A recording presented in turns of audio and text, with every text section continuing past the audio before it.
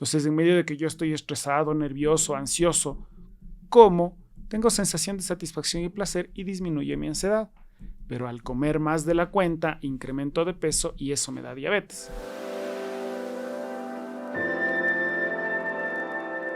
Hola, yo soy Gabriela Vivanco y esto es Focus, un podcast de la hora, un espacio para conocernos un poco más. El Ozempic y otros fármacos para bajar de peso de manera mágica están de moda, pero tienen sus riesgos también. Para hablar de esto, de cómo se usa, de quién no lo debe usar y para quién sí está recomendado, de cómo funciona su uso en Ecuador, vamos a hablar hoy con nuestro invitado, el doctor William Acosta. Él es endocrinólogo con enfoque en el diagnóstico y tratamiento de enfermedades hormonales del metabolismo y problemas nutricionales. También es docente de la Universidad Católica del Ecuador. Nos acompaña hoy William. ¿Cómo estás? Bien, muchas gracias por la invitación a hablar de este tema interesante de la obesidad, de estos medicamentos como el Ozempic y de otras cosas más. Muchísimas gracias, bienvenido. Antes de empezar, es importante aclarar que todo lo que vamos a conversar aquí no constituye un consejo médico ni una receta médica, con lo cual, si es que tienes alguna pregunta y antes de tomar cualquier medicamento, por favor, consulta siempre con un especialista. Empezamos, William. Cuéntanos un poquito qué es el Ozempic y cómo se originó este mito que hay alrededor de la solución mágica para la gordura. Bien, primero, Ozempic es lo que llamamos en medicina el nombre comercial, que es el nombre que se pone a un ingrediente. El ingrediente de Ozempic es semaglutide. Al momento y hasta este año 2025 solo tendremos ese ingrediente semaglutide bajo el nombre de Ozempic. Luego resulta que en el 2026 sucede algo que se llama vencimiento de patente y por tanto ya vamos a tener otros semaglutides que no sea solo el Ozempic, que el Ozempic es el original y habrá de otros laboratorios que lo fabriquen. ¿Y habrán genéricos entonces? No exactamente genéricos, en medicina le utilizamos el nombre de bioequivalentes porque el medicamento Ozempic o semaglutide tiene una construcción biológica, es una cosa biológica, no es un químico. El nombre genérico lo utilizamos para los medicamentos químicos, este es un biológico, es una sustancia que nace de organismos vivos, por cómo se lo produce y de dónde viene. Cuéntanos de dónde salió. ¿De dónde viene el semaglutide? El semaglutide es parte de una familia que les llamamos agonistas de GLP-1. Un nombre rarísimo, pero bueno, es una familia de medicamentos. Tenemos a semaglutide, a liraglutide, a lixisenatide y a otros más. Esta familia de medicamentos se descubrió por una historia bien peculiar. Dicen que un trabajador de la industria farmacéutica se fue de vacaciones a un pantano. Yo no sé si me iría a un pantano de vacaciones. Supongo yo que es como irse al oriente, pero menos divertido, no sé. Se fue al pantano. Y en este pantano le mordió un monstruo de Gila. El monstruo de Gila es un tipo de lagarto, similar a un cocodrilo. Cuando a mí me dicen eso, siempre me viene a la mente la idea de que es una cosa así gigantesca, con colmillos, con dientes, muy grande y que casi le mata a este hombre. Por cierto, el año pasado fui a Estados Unidos porque sabía, bueno, fui de vacaciones, ¿no? Y sabía que en el Museo de Historia Natural en Nueva York hay un monstruo de Gila, entonces fui a conocer el monstruo de Gila. Resulta que es un lagarto, sí, de 10 centímetros, ¿no? Se le ve hasta medio tierno, diría yo, se confunde con una roca, por cierto. Bueno, volviendo al tema, volviendo a la historia, le mordió este monstruo de Gila y le causó a este individuo lo que llamamos en medicina una hipoglucemia, le bajó demasiado el azúcar en la sangre y casi le mata. De hecho, ya se sabía en ese sector y en lugares donde hay monstruos de Gila, porque hay muchos otros lugares, que pueden matar a personas de estos monstruos de Gila. Más bien lo interesante fue que se descubrió por qué. Y a este señor dijo, bueno, si me causó una hipoglucemia, si me bajó tanto la glucosa en sangre, puede servir para las personas con diabetes que tienen muy alta la glucosa, pues le bajo con una mordidita de monstruo de Gila, supongo yo. Pregunta. ¿La hipoglucemia es lo mismo que la hipoglicemia? Sí, glucemia o glicemia viene de dónde proviene la palabra, sí, del griego, del latín, pero se refiere a la misma cosa que es la glucosa. Ok, perfecto. Ahora, si es que te pica este monstruo. Te muerde. Este monstruo de 10 centímetros. Te muerde. Y la consecuencia es que te baja el azúcar en la sangre. ¿Es porque se sobreestimuló la producción de insulina en tu cuerpo? ¿O cuál fue el efecto? Esa fue la primera idea que se tuvo. Okay. De hecho, a partir de la saliva de este monstruo, dado que no podíamos andar haciendo que a la gente le vaya mordiendo un lagarto, porque además no solo tenía esa capacidad de hipoglucemia, sino de infectar heridas, Pero bueno, se fue purificando y de ahí salieron esta familia de medicamentos de Ajá. los agonistas de GLP-1, esos medicamentos raros. Entonces, la primera hipótesis médica fue bajar la glucosa en sangre. Se buscó el mecanismo, es un mecanismo interesante, hace que las células beta pancreáticas, que son unas células que están en nuestro páncreas, en el abdomen, produzcan más insulina de forma por lo menos momentánea. Y efectivamente así baja la glucosa en sangre. Okay. Con esa teoría es que se crearon estos medicamentos y se empezó a utilizar en pacientes con diabetes tipo 2. La diabetes, el término diabetes mellitus, diabetes, quiere decir tener la glucosa alta en la sangre. Ajá. El 95% de los pacientes con diabetes tiene diabetes por sobrepeso u obesidad en una persona que tiene antecedentes familiares. Si mi mamá, mi papá, mi tío, mi primo, todos en mi familia tienen diabetes, yo voy a desarrollar diabetes si tengo sobrepeso, si tengo 1 kilo de más. Si es que ¿Así nadie, de poquito sobrepeso? Con muchos antecedentes. Okay. Si nadie en mi familia tiene diabetes, si el único que tiene diabetes en mi familia es un tío político que encima es adoptado, entonces no voy a desarrollar diabetes con una gran obesidad.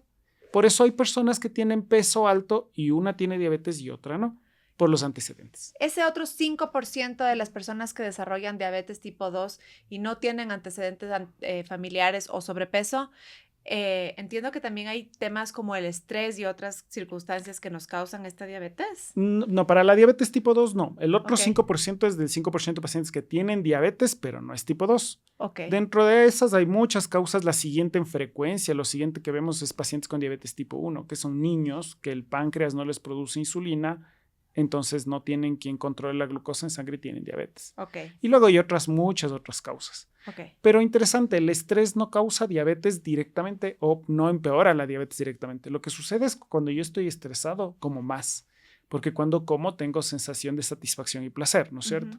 Si yo como algo, especialmente si es algo que me gusta, se siente rico. Ese rico es sensación de satisfacción y placer. Entonces, en medio de que yo estoy estresado, nervioso, ansioso, como, tengo sensación de satisfacción y placer y disminuye mi ansiedad. Pero al comer más de la cuenta, incremento de peso y eso me da diabetes. Claro, comer mucho y comer mal. Comer mucho y comer mal. Ajá. Que de hecho comer mal incluye al comer mucho, porque mucho también es mal. Pero también puedo comer mal sin comer mucho. Es un juego de palabras interesante. Ok.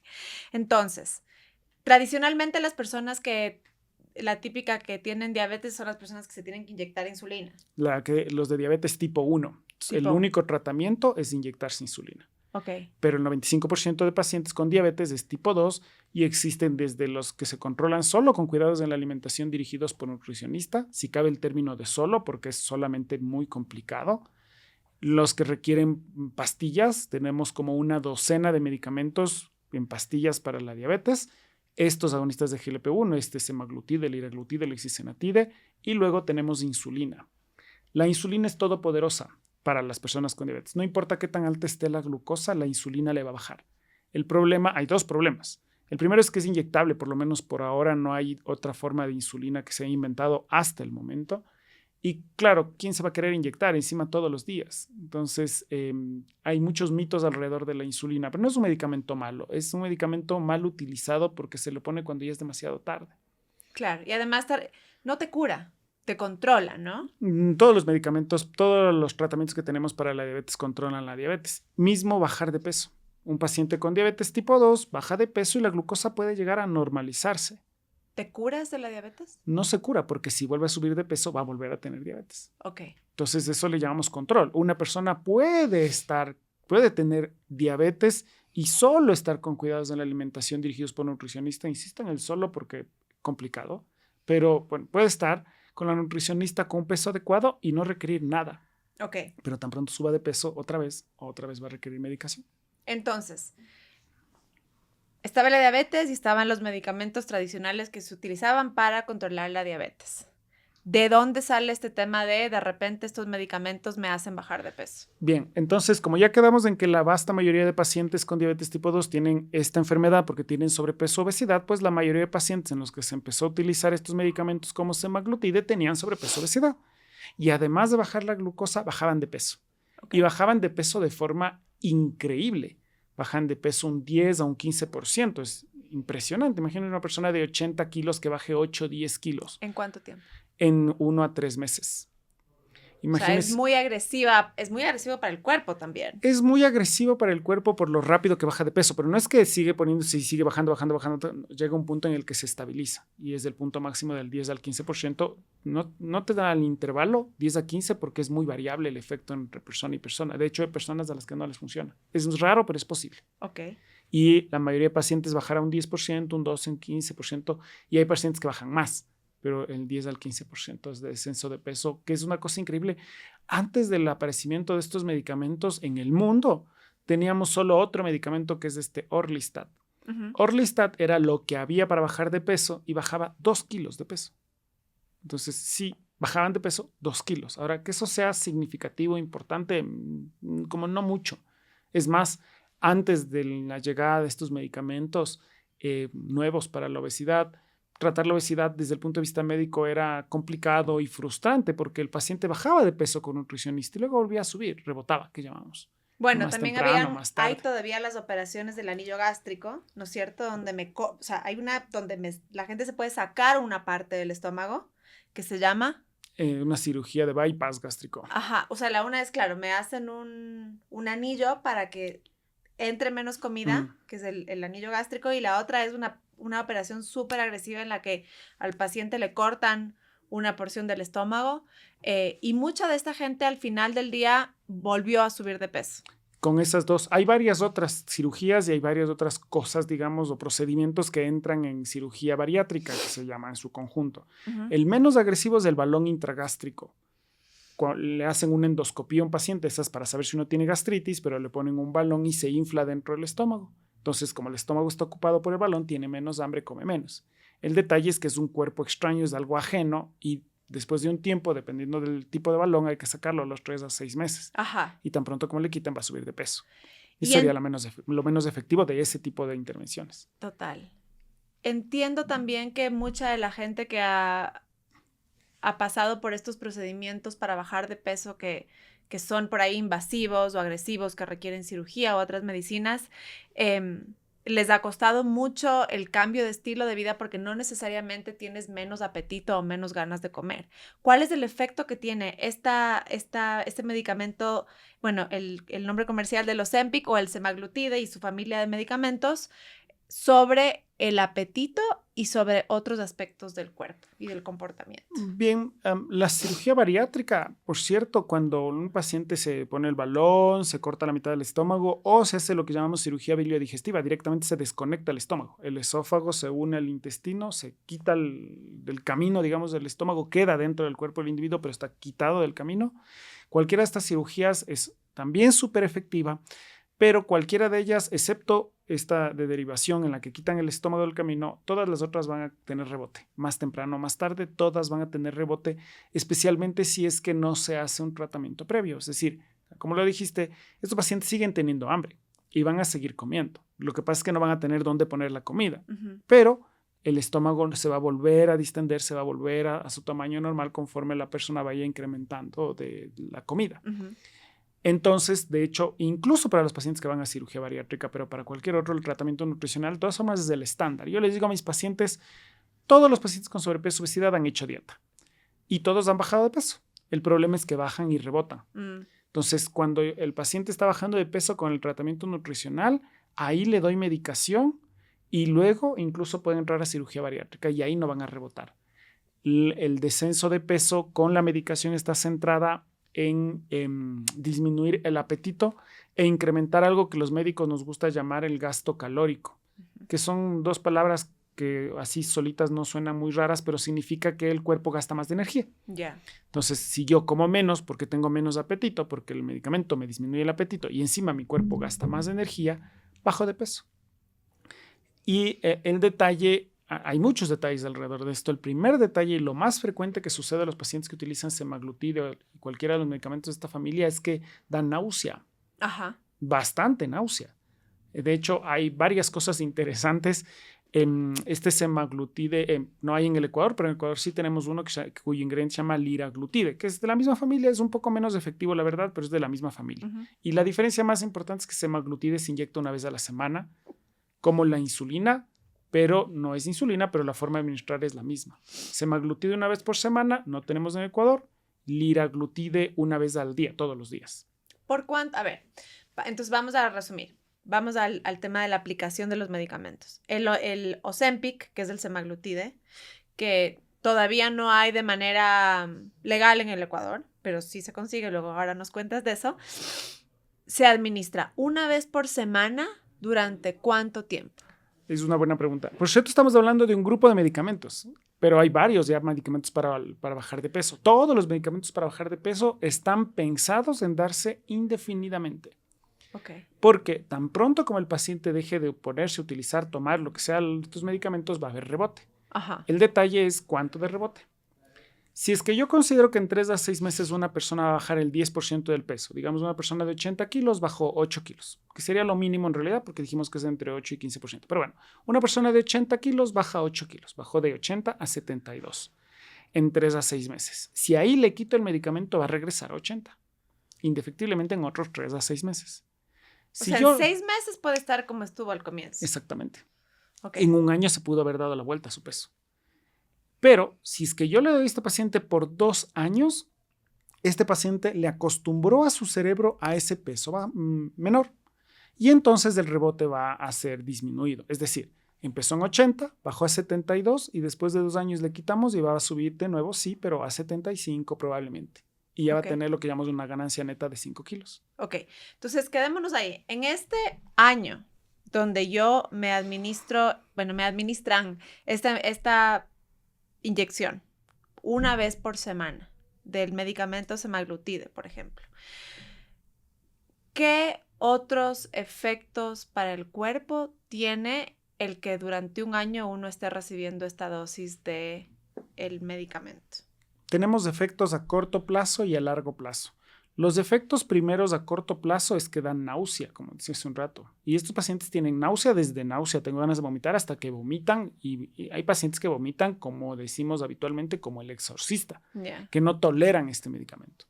El primer detalle es que entonces cada paciente necesita lo que en medicina se llama titulación diferente, que significa que no hay una dosis estándar. Se empieza con una dosis baja, la cantidad de medicamento que se da cada semana o cada día, dependiendo de cuál es baja y se va subiendo progresivamente, de manera que el paciente sí va a tener náusea, ciertamente, pero esta náusea va a ser controlada. Y el médico va a decidir cuándo subir la dosis conforme vaya teniendo la respuesta este paciente.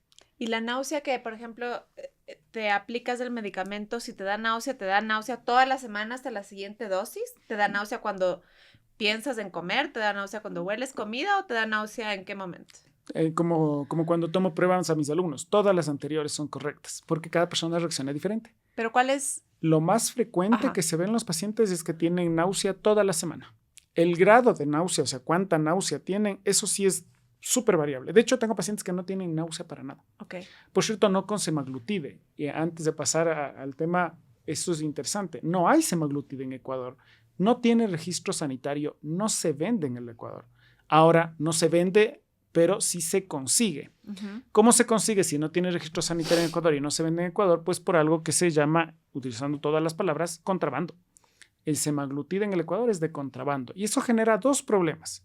Primer problema, cuando venden un medicamento en una farmacia, por lo menos teóricamente hay una autoridad sanitaria, el Ministerio de Salud, que asegura que ese medicamento que se llama aspirina, tiene aspirina. Sí. Si es que yo compro de contrabando un medicamento que se llama semaglutide, ¿quién me asegura que tiene semaglutide? Eso solo pensando en el contrabando y en la falta de regulación.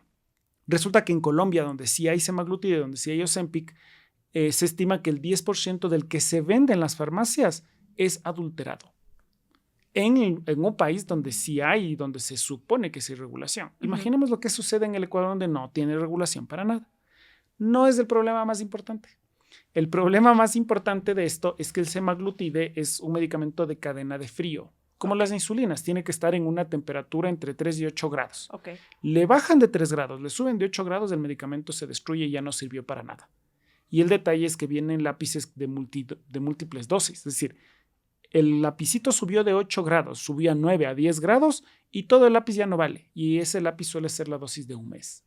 A ver, muchas cosas.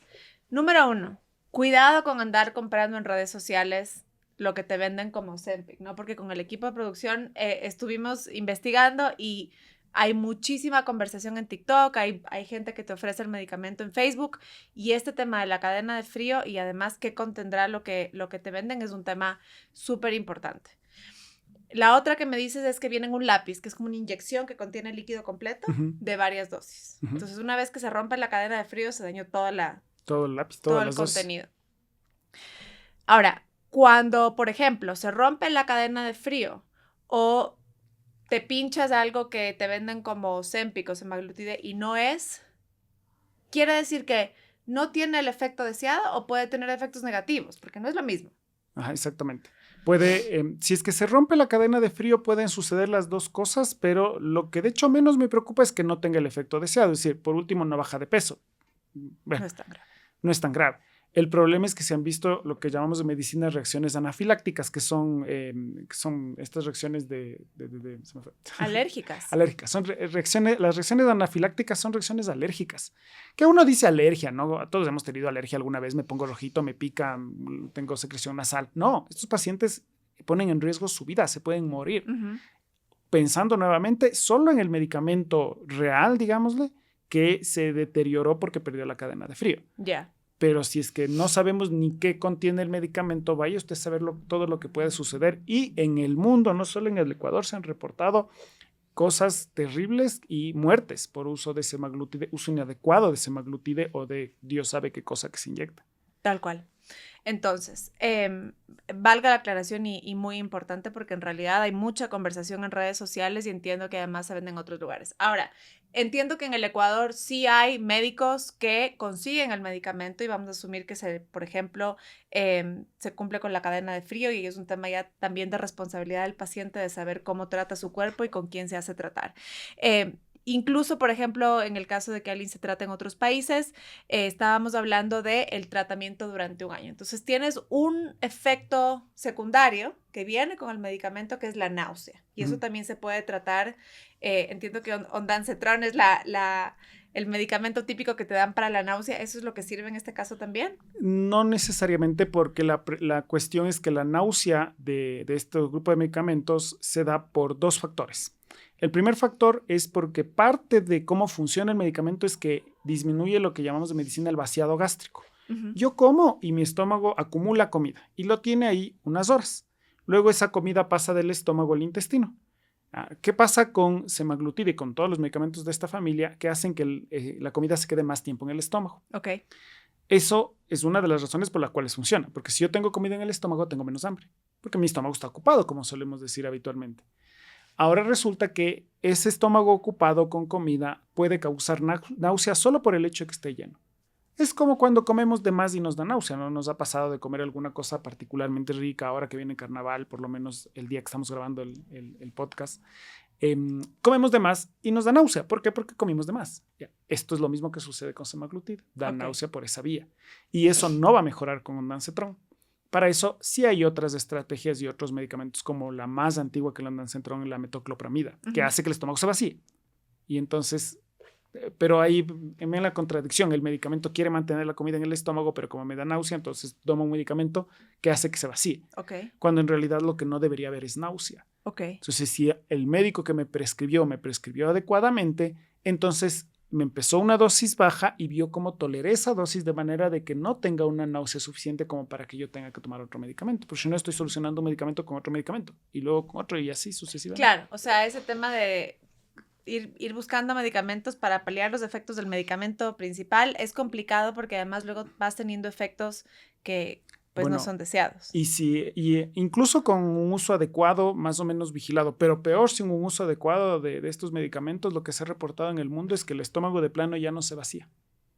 Y hay reportes en el mundo, hay millones de personas que han recibido semaglutide, millones. Sí. Y hay como unos 15 o 20 casos de pacientes que definitivamente el estómago ya nunca más se vacía a pesar de que ya no están utilizando semaglutide. Eso tiene un nombre en medicina bien extraño que se llama gastroparesia. Gastro es el nombre del estómago y paresia significa no moverse.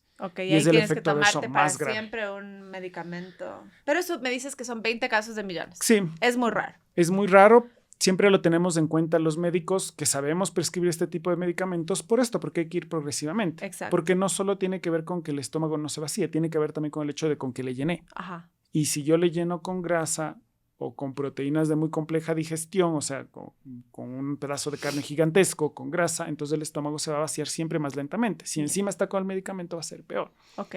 Aquí, y seguro ya lo hablaremos después, parte del hecho de que el medicamento podrá sonar como la solución mágica, y de hecho se ve bastante mágico cuando el paciente baja 10 a 15 kilos de peso. Se ve bastante mágico también cuando rebota. Pero la cuestión es que este medicamento es parte de una solución. Y el parte de la solución es que de todas formas el paciente tiene que estar con un nutricionista. Y te voy a contar algo. Yo he tenido 2 o 3 pacientes con obesidad, con tratamiento con semaglutide, contrabandeado. Yo no lo prescribo, no hay en el Ecuador. Y resulta que estos pacientes tenían otra enfermedad que nunca se diagnosticó. Tenían una enfermedad que se llama enfermedad de Cushing, que es del exceso de una hormona que se llama cortisol. Y el tratamiento para ese Cushing es encontrar por qué produce mucho cortisol y solucionar eso. Y entonces estos pacientes recibieron por su cuenta o por uno de ellos, incluso por un médico que no tenía la formación en esto, y le dio el medicamento sin ver si no tenía Cushing. Y entonces eso no le iba a servir para nada e incluso estaba poniendo en riesgo su vida. Ok, me parece muy válido lo que dices. Entonces, tú dirías que una persona que... voy a hacer una pregunta antes que esta. ¿Qué es sobrepeso? Si es que yo soy una mujer adulta, obviamente entiendo que depende del tamaño, depende de tu contextura y demás, pero una persona de cuántos kilos, por ejemplo, una mujer de cuántos kilos o un hombre de cuántos kilos se considera una persona con sobrepeso. Hay que hacer un cálculo de una cosa que se llama índice de masa corporal, pero en términos simples es la estatura menos 1 metro. Es decir, si yo mido 1,71 m, mi peso ideal sería 71 kilos. O sea, mi estatura menos el 1 metro. Menos 71, 71 kilos, más o menos. Okay. Ahora, si es que mi peso excede el 10% de ese peso calculado, ya tengo sobrepeso, más o menos. Me parece súper válida la recomendación y la fórmula. Entonces, una persona que tiene sobrepeso y quiere bajar de peso, entonces si está considerando buscar un especialista que le trate con Ozempic o algún mecanismo similar, ¿qué se recomienda como trabajo previo para verificar si, por ejemplo, no tiene otros desbalances hormonales que hagan que al final del día no resulte este tratamiento que le puede dar otros efectos secundarios? El disclaimer, la aclaración que hiciste al comienzo me pareció interesante e importante, y aquí es donde cabe el término mucho mejor, porque hay que hacer un trabajo que es individual. En cada persona que tiene exceso de peso, sobrepeso o obesidad, entonces tengo que ver qué otras enfermedades tengo que descartar, o sea, qué otras enfermedades tengo que ver si es que no le están causando esas enfermedades del sobrepeso y qué enfermedades están siendo causadas por el sobrepeso. Es decir, tengo que ver si es que no tenían, como en estos pacientes, este exceso de cortisol, y tengo que ver también si no tienen diabetes, hipertensión o el colesterol alto, que son las enfermedades derivadas del exceso de peso. Es un trabajo complejo. Tan complejo que habitualmente los médicos generales no están formados para eso. Ni siquiera los especialistas como los internistas. De hecho, los que estamos como más formados en eso somos los endocrinólogos, los especialistas en hormonas. Entiendo que las hormonas, además, es un tema que es un área de la medicina que recién está empezando realmente a estudiarse con profundidad o a estudiarse desde el punto de vista de la relación que tiene con otras enfermedades, ¿no es cierto? La endocrinología es dentro de las ramas de la medicina, es una categoría, es un grupo relativamente nuevo. Ajá. Entonces, relativamente nuevo porque endocrinología como tal en el mundo hay como hace 100 años, 120 años, y eso diría uno bastante tiempo. No porque la historia de la cirugía de los médicos cirujanos es de 1500 años, ¿no? De los médicos internistas, que son los que ven como de todo, digamos, 300 años. Entonces, endocrinología es relativamente corto. Y eso causa un problema. Resulta que en el Ecuador, de entrada, hay pocos endocrinólogos. En el mundo hay pocos endocrinólogos, pero en el Ecuador todavía más. ¿Por qué? Porque hasta hace 3 años no existía la forma de estudiar endocrinología. Un médico no podía estudiar endocrinología. En el Ecuador no había dónde. ¿Y si venía un endocrinólogo graduado afuera, tampoco es que aquí lo reconocían la especialidad o sí? Sí se reconocen. Yo estudié en Uruguay. Primero estudié endocrinología y luego estudié diabetes. Hice 2 especialidades y en el tiempo en que yo llegué ya está funcionando el sistema como ahora el CINESID famoso es el que registra los títulos y los reconoce de ciertas universidades. Pues sí. Pero lo que quiero decir es que era difícil porque es relativamente fácil que un médico estudie una especialidad en Ecuador a que tenga que estudiar en otro país y luego volver. Por cierto, detalle interesante, la mayoría de médicos que se van a estudiar endocrinología y cualquier otra especialidad se suelen quedar en ese otro país y no vuelven. Y somos la minoría los que volvemos. Pero bueno, hay pocos endocrinólogos. Ahora hay 2 universidades que ofertan esta especialidad. No se ha graduado ninguno todavía porque es una especialidad de 4 años. O sea, 6 años de estudiar medicina, 1 año de rural, luego 4 años más de la especialidad de endocrinología para ir recién graduarse de endocrinólogos. Pero no hay endocrinólogos. Pero además, la idea es en realidad formar a médicos en el tratamiento de la diabetes y la obesidad, porque el 7% de las personas en el Ecuador tiene diabetes. 7 de cada 100 personas tiene diabetes. Pero eso no es nada.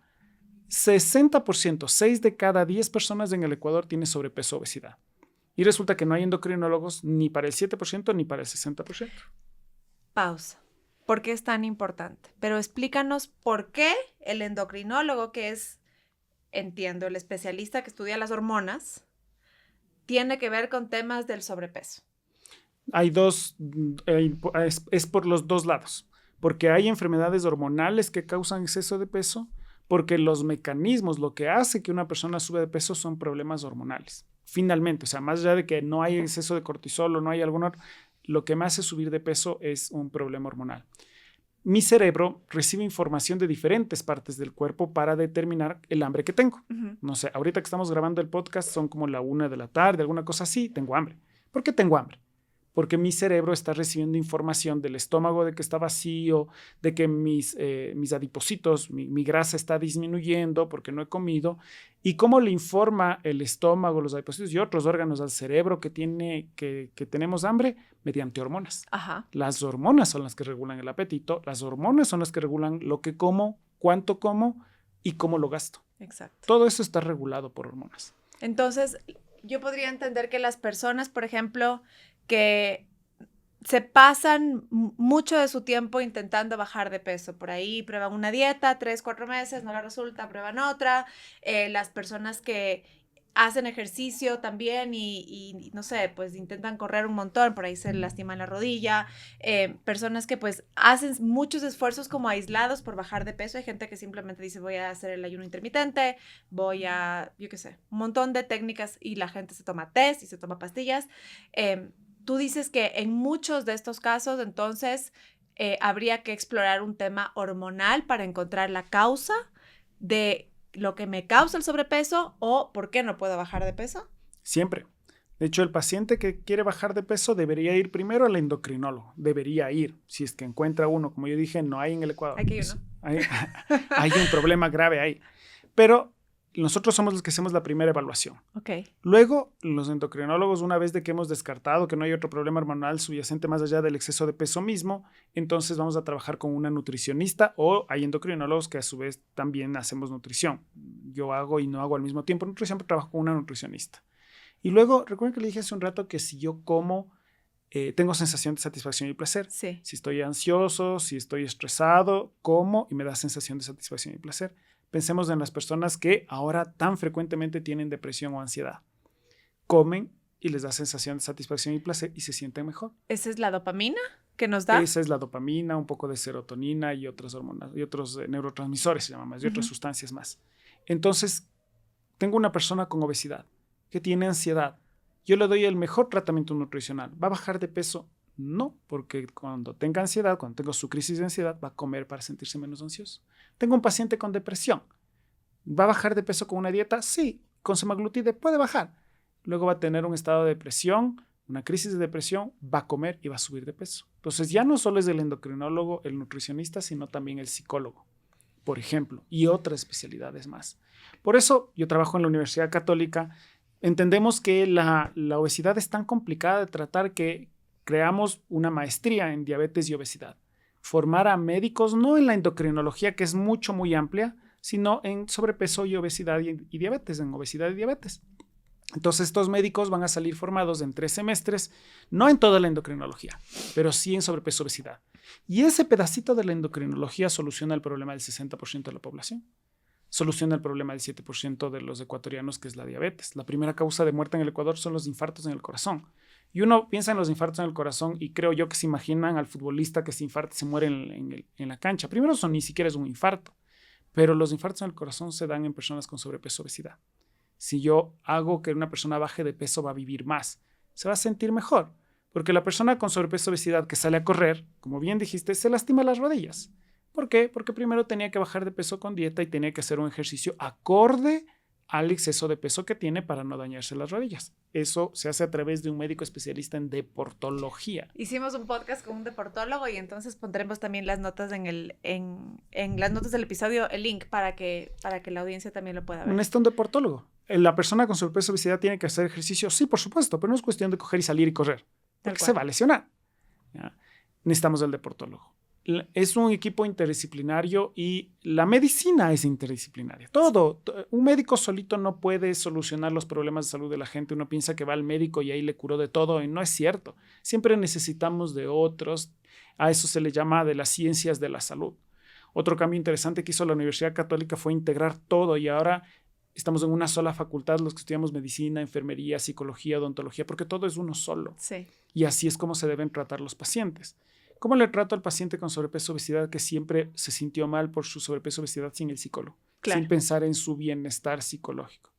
¿Qué pasa con estas personas que bajaron de peso? Porque bajar de peso, y les digo a mis pacientes, bajar de peso es fácil o relativamente fácil. Hacen dietas, se sacrifican mucho, ciertamente, pero bajan de peso y luego rebotan. Sí. ¿Cómo se va a sentir después?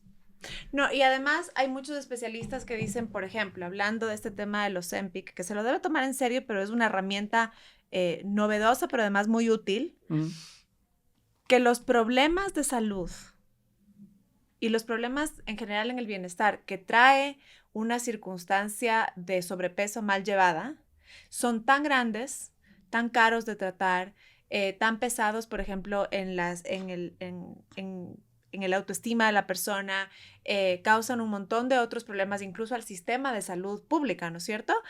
Que este tipo de herramientas y soluciones que son muy rápidas y efectivas, si es que se las trata de la manera correcta y holística, como dices tú, vale la pena los efectos secundarios. Ahora, lo que no es menor, entiendo, es el efecto de bajar de peso muy rápido. Entiendo que se pierde con la grasa, que pierdes, por ejemplo, con un tratamiento como este, pierdes también mucha masa muscular. ¿Qué otros efectos o cómo se pueden manejar estos efectos como tan fuertes para el cuerpo y para la mente? Porque ya hablamos de lo que se puede hacer previamente, de cómo prepararte, de cómo consultar a otros especialistas, de qué cosas hay que hacer antes de probar un tratamiento como este que puede tener unos efectos bastante fuertes. Pero una vez que, por ejemplo, te aventuraste y te sirvió o te recomendaron que este era el tratamiento, ¿cuáles son los efectos de bajar, por ejemplo, como dices tú, el 10% de tu peso en 3 meses? Hay muchos. Yo pienso, no solo yo pienso, la corriente de pensamiento actual en términos de semaglutida y todos estos medicamentos de la misma familia es que todos estos medicamentos van a terminar con la pandemia del sobrepeso y la obesidad en todo el mundo como una herramienta. Es decir, utilizamos la semaglutida como una herramienta que es tal como comprarme un auto. Si yo me compro un auto, si yo me compro un carro, es una herramienta. Ahora, si yo me compro y no sé manejar, ¿qué es lo primero que me va a suceder cuando tome ese vehículo? Me voy a chocar. ¿Fue un problema del auto? No, fue mi problema por haber manejado ese vehículo sin saber manejar. E incluso sabiendo manejar, ¿no? Ahora que está lloviendo en Quito, entonces el carro se resbala y me choco. Es decir, semaglutida es una herramienta importantísima, valiosísima, espectacular cuando es bien utilizada. Y es bien utilizada por médicos que tienen formación y entrenamiento en prescribir semaglutida dentro de un grupo de profesionales que van a ver al paciente con sobrepeso o obesidad. ¿Qué es lo que pasa? ¿Cuál es el problema de bajar de peso en general? Y mientras más rápido y más baje de peso va a tener más este problema. Que yo quiero que la persona con sobrepeso o obesidad baje la grasa, no el músculo. Ajá. Y el detalle es que con lo que sea que usted haga para bajar de peso, siempre va a bajar más músculo que grasa. ¿Qué hago para que la persona baje grasa y no tanto el músculo, ejercicio. Si es que la persona solo baja de peso porque come menos, independientemente de por qué coma menos, pero no hace ejercicio, va a perder músculo. Y en ese es un ejercicio de levantamiento de pesas o de fortalecimiento muscular también. Sabes que hay una cosa interesante. En medicina siempre decíamos que el paciente con diabetes tiene que caminar 30 minutos por día, por lo menos 5 días a la semana. Esos son 150 minutos de ejercicio por semana. En realidad los estudios muestran que eso no sirve de mucho. Ok. Pero lo que sí es interesante es que la persona con sobrepeso o obesidad llegó a esa condición porque no caminaba, porque no se movía ni de casualidad. Al empezarse a mover hacemos ejercicio. Y mientras más intenso el ejercicio, ahí va a bajar más de peso, se va a sentir mejor. Si tiene diabetes va a bajar su glucosa, si tiene hipertensión arterial va a bajar la presión, si tiene el colesterol alto va a bajar el colesterol cuando haga ejercicio de alta intensidad. Pero volvemos a lo que hablamos hace un ratito. Si yo al paciente con sobrepeso o obesidad le mando a hacer pesas, lo único que va a hacer es fracturarse, lastimarse, lesionarse y no va a servir para nada. Hay que hacer un camino progresivo. Entonces, con el semaglutide le vamos a mandar a la nutricionista, le vamos a mandar al deportólogo para que haga un ejercicio progresivo indicado para que logre este descenso de peso que sea más de grasa y menos de músculo. Pero eso es ejercicio. Ok. Entonces, durante un año que te tomas, digamos, esta dosis semanal, ¿cuánto 2 cuesta años. una dosis? Qué buena pregunta. Semaglutide no hay en Ecuador, pero su hermano menor, liraglutide, sí hay en el Ecuador. Pero resulta que se empieza con una dosis baja y se va subiendo, como ya hablamos, dependiendo de cómo el paciente, cómo la persona, como cada persona va reaccionando, le voy subiendo más rápido, más lento. Le tengo una dosis más tiempo, luego lo subo, luego espero. Es muy variable. Eso necesita un médico definitivamente con formación y experiencia en eso. Cuando ya llega a la dosis máxima, liraglutide inyectable puede llegar a costar $400 mensuales.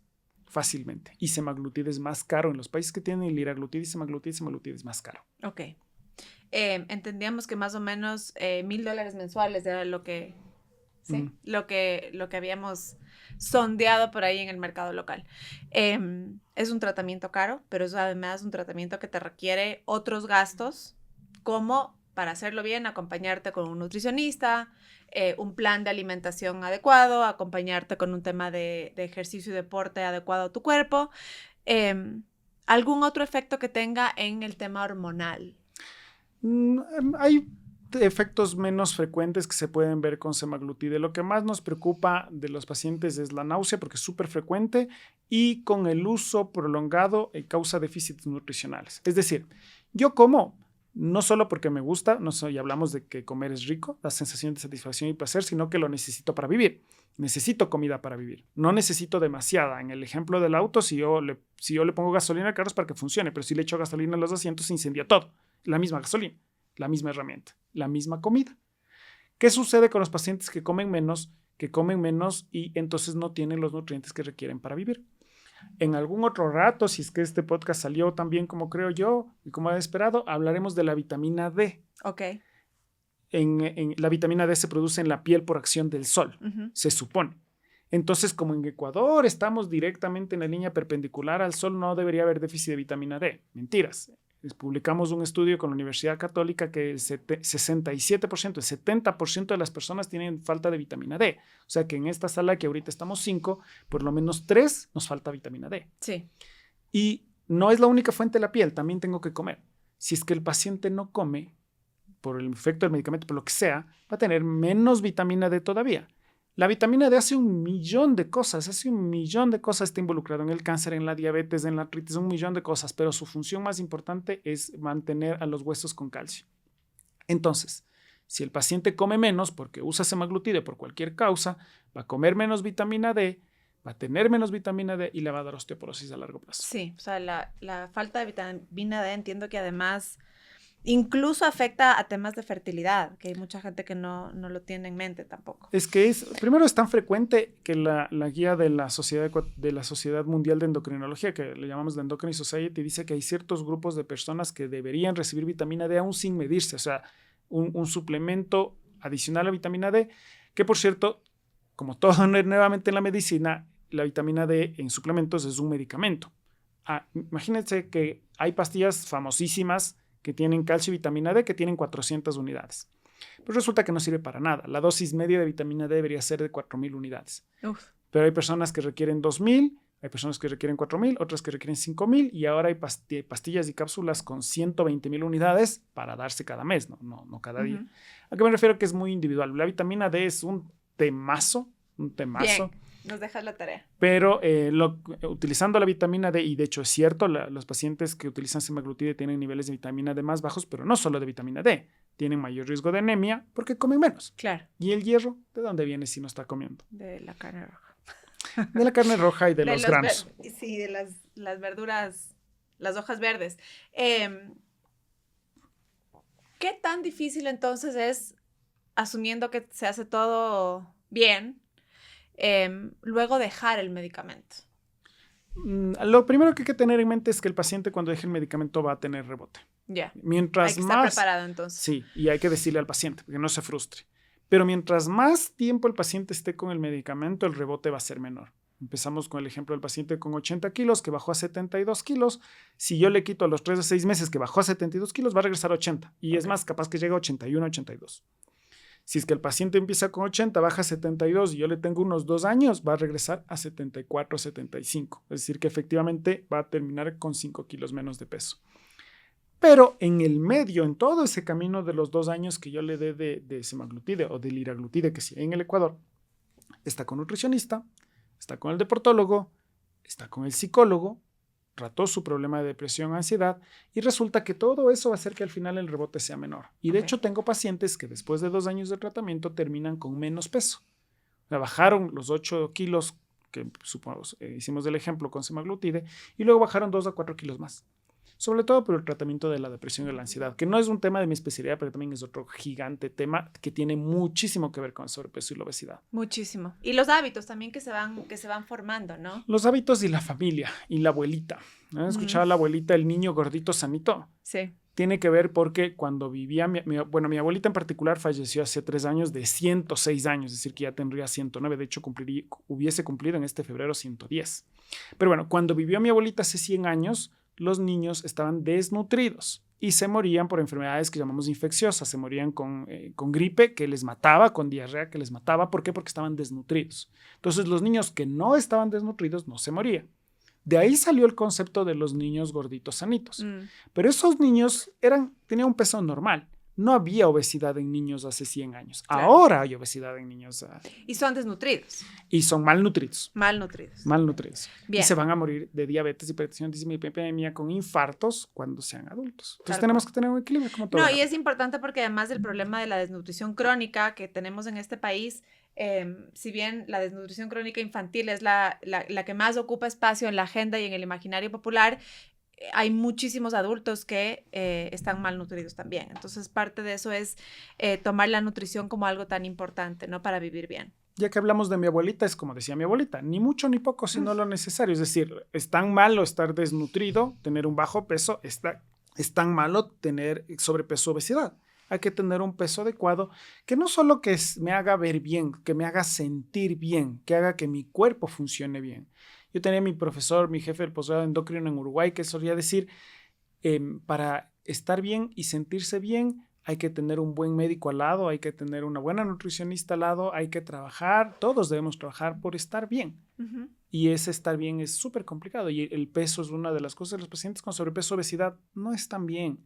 Más allá de que médicamente, no, esas personas se sienten mal, les duele las rodillas, les duele la espalda, tienen, le llamamos de medicina pirosis, tienen reflujo, tienen agriuras que les suele decir la gente, se sienten mal. Y tenemos ahora, por lo menos, tenemos muchas formas de ayudarles desde el punto de vista médico. Ahora, si usted va y compra un carro, se compra semaglutide y empieza a manejar, se va a chocar.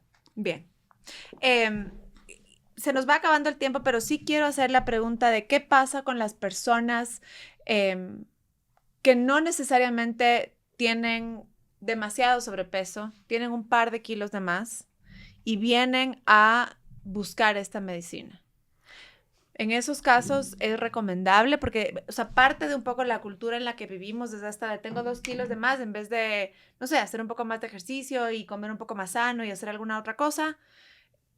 Hablando de situaciones en las que no hay enfermedades graves, ¿no? Tipo depresión, tipo ansiedad, Pero en general somos, o sea, como dices tú, hay mucha gente que tiene sobrepeso, pero no necesariamente es un sobrepeso que no se lo pueda manejar con cosas un poco más tradicionales. Esas personas, ¿es recomendable que accedan a este tipo de medicamentos o cuál puede ser el efecto? El efecto es que ya hablamos de esto, van a bajar de peso, pero van a bajar más músculo que grasa. Especialmente si no tengo un exceso de grasa, ¿cómo voy a bajar ese exceso de grasa? O sea, aunque no tenga un exceso de grasa, igual va a bajar de peso y por ahí lo que bajo es lo equivocado que es el músculo. Lo que va a bajar es músculo. Es músculo y va a tener mayor riesgo de tener los efectos secundarios. Es más probable de que tenga náusea, de que tenga vómito, de que tenga estos déficits nutricionales. Es más probable los efectos secundarios porque no hay dónde actuar en el descenso de peso, entonces actúa en lo otro, digamos. Además, y una cosa bien interesante es que las personas que tienen este ligero exceso de peso, habitualmente lo que tienen es que quiero bajar estos 2 kilos de la cintura. No le va a servir porque lo que va a bajar es de todo el cuerpo y va a seguir con esa sensación de que tiene más cintura o efectivamente la tiene. Porque si usted quiere bajar de una parte del cuerpo específica, habitualmente es la cintura, tiene que hacer ejercicio de cintura. Si no, no va a bajar. Lo que va a bajar es de todo el resto del cuerpo, menos de su cintura. Súper importante y muy válido. No sé si me he olvidado de preguntarte algo al respecto de este tema puntual. Yo creo que más que preguntar, creo que hay que ser enfáticos en esto que hemos dicho. El semaglutide es una herramienta súper buena, indiscutiblemente. No me imagino cómo era el mundo antes del uso de los vehículos, de los carros. Pero debe haber sido bien difícil ir. Yo tengo que salir de aquí hacia la Universidad Católica, tengo clase de mi doctorado en ciencias biomédicas y si es que no hubiera vehículos me demoraría 1 hora y media caminando, pero me va a demorar 30 minutos o 20 minutos, bueno, el tráfico. Es una herramienta y este semaglutide y todos estos medicamentos de esta familia son una herramienta que tienen que utilizarse dentro de un programa completo, dentro de un todo, y ese todo debe ser provisto por un médico, por un endocrinólogo o por alguien que tenga formación en pacientes con obesidad. Como había dicho, la Cato vamos a hacer ya va a empezar la maestría en diabetes y obesidad y en 1 año y medio tendremos médicos verdaderamente formados para tratar esto. Pero si usted ni siquiera va al médico y encima compra esto en TikTok o en Facebook, lo único que está es un camino directo a ganarse todos los efectos secundarios, a gastar una chorrera de dinero porque no es barato y que después encima va a rebotar el peso. Tal cual. Muchísimas gracias. Hablando además de que en Ecuador hay pocos endocrinólogos y que esta sería la especialidad que habría que consultar en caso de pacientes que tengan sobrepeso u obesidad, que nos dices tú que son 6 de cada 10 personas dentro del Ecuador. ¿Dónde entonces te podemos encontrar si es que alguien tiene alguna pregunta o quiere saber un poco más sobre el tema hormonal en la salud? Yo dedico el tiempo de mi vida profesional a 2 cosas. Yo soy la mitad de mi tiempo endocrinólogo y yo tengo mi consultorio en los consultorios médicos Pichincha, lo que llamaban la clínica Pichincha aquí en Quito. Atiendo de lunes a viernes y la otra mitad de mi tiempo es la Universidad Católica, porque yo creo que somos pocos los endocrinólogos. Entonces hay 3 cosas que hay que hacer. Formarles bien a los médicos generales en endocrinología para que por lo menos tengan una buena idea de cómo hacerlo. Formar especialistas en endocrinología, en ese camino también estamos en la Cato, y en el camino más cercano que es formar los médicos con esta maestría en diabetes y obesidad. Un poco fuera de tema, pero solo para terminar y algo que nos ocupa muchísimo a nosotros en la hora y también en este espacio de focus del tema de la educación. Y tú que estás en la docencia universitaria, si tú nos podrías decir cuáles son las 3 cosas que tú cambiarías del sistema educativo en Ecuador, ¿cuáles serían? O las más urgentes. Las más urgentes es la distribución adecuada de los recursos. Hay un problema que no sé, que la solución es complicada. Es decir, yo quiero ser médico y puedo tener un derecho favorable a que quiero ser médico. Mi pregunta es, aunque yo me pague la carrera de medicina, ¿qué va a pasar cuando me gradúe si hay un exceso de médicos? ¿Hay un exceso de médicos? De médicos generales, sí. Ok. Pero hay un déficit de especialistas. Ya. Entonces, si yo como Estado pienso, para las universidades públicas, por supuesto que funciona, para las privadas no tanto, pero si yo como Estado veo que ya hay un exceso de médicos, pero que no hay suficientes especialistas, entonces, ¿qué tengo que hacer? Formar más especialistas y formar menos médicos. Eso se llama distribución de recursos. Entonces, lo primero que hay que hacer en el Ecuador es una distribución de recursos. Hay un exceso de médicos generales, faltan especialistas. Hay un exceso de abogados. No sé si hay especialidades en las leyes, supongo que sí, pero lo que sí hay un exceso de abogados. Entonces, y hay otras áreas del conocimiento en la que tenemos déficit. Y en el mundo está sucediendo una cosa bien peculiar, y es que hay cada vez menos técnicos.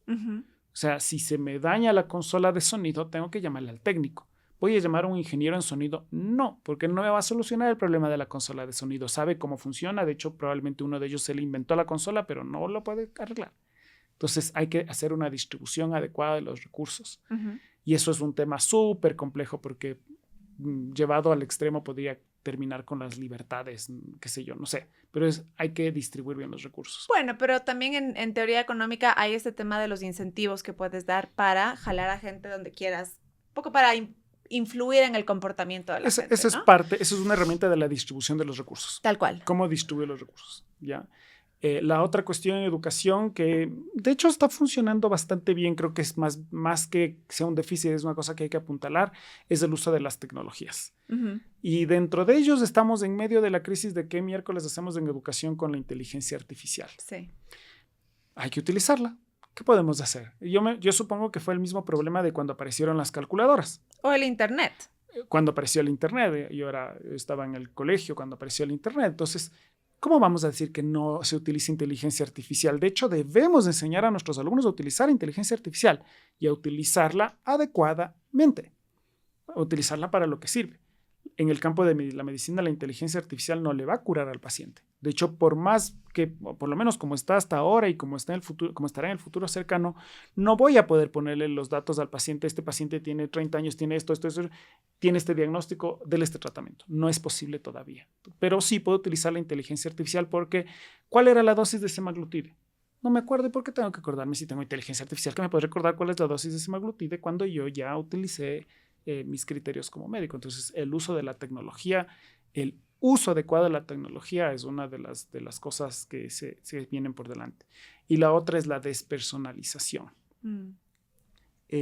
Este podcast va a ser escuchado por gente, pero ¿qué tal que hubiéramos tenido público aquí? ¿Cuál hubiera sido el impacto? O sea, indiscutiblemente que el podcast, las tecnologías de la comunicación tienen esto de que son más masivas, ¿no es cierto? ¿Cuánta gente hubiésemos podido poner aquí? Unas 100 personas, unas 200. ¿Cuántas van a escuchar el podcast? Miles. Impacta más, a más gente, pero impacta menos, como decía mi abuelita, mucho, intenta abarcar mucho y aprieta poco.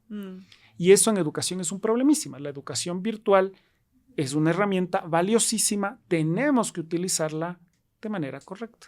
La maestría en diabetes y obesidad es una maestría híbrida. Hay clases teóricas que podemos recibirlas de forma teórica y luego hay que hacer prácticas presenciales. Y así es nuestra maestría en diabetes y obesidad, por ejemplo. Son temas interesantes. Yo estudié primero una especialidad en docencia universitaria, la tercera especialidad que estudié, a mi esposa no le gustó mucho, y ahora estoy haciendo una maestría en educación superior. Qué importante. Porque este es un problemita chiquito, pero de todas formas se tiene que solucionar. ¿Sabes que para ser médico, para ser docente en una universidad, solo tienes que ser profesional de lo que vas a enseñar y tener un título de 4º nivel? Eso dicen las leyes. La pregunta es, en el campo de la medicina, ¿y cuándo te enseñan a enseñar? O sea, yo soy endocrinólogo y por eso puedo dar clases de endocrinología. Y en algún momento del posgrado me dieron clases de cómo se enseña a los chicos de... No es así. Deberíamos, yo les suelo decir mitad en serio y mitad en broma, por lo menos deberían hacerles un cursito rápido a los docentes para que ingresen a ser docentes, pero eso no está legislado, cuando debería estarlo. Entonces tenemos que formar a los formadores porque en universidad, no sucede en primaria y secundaria en colegio, pero en universidad estos docentes tienen que tener formación docente. ¿Cómo le dan clases si no tienen formación docente? Se tiene que arreglar. Me encanta. Te agradezco muchísimo. Espero que sea la primera de muchas conversaciones. Mil gracias por estar aquí y pues espero que podamos volver a conversar. Con gusto. Aquí estaremos. Muchísimas gracias a ti que nos escuchas. Muchas gracias siempre por permitirnos caminar contigo. Esto es Focus, un podcast de la hora. Por favor, síguenos, ponnos like, déjanos tus comentarios y comparte porque seguro esto será útil para más de una persona. Hasta el próximo episodio. Que estés bien.